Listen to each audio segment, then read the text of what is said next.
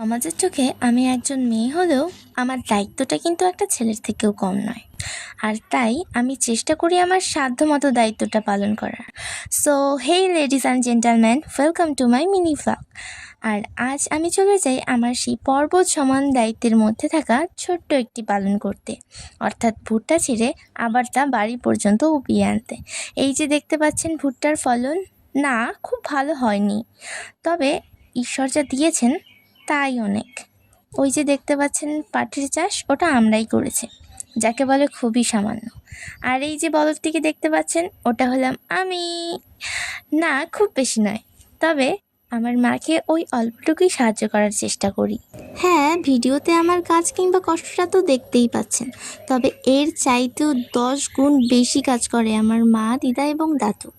আর ওনাদের দেখেই কিন্তু আমি ইন্সপায়ার হই। ওনারা তাদের এই বয়সে এসেও যে পরিমাণে খাটেন, আমার এই বয়সে এইটুকু খাটুনি নগণ্য মাত্র। তারপরেও বোনকে বললাম ভিডিও করে দে, যখন জীবনে সফলতা পাবো তখন এই দিনগুলো ভিডিওর মাধ্যমে দেখব।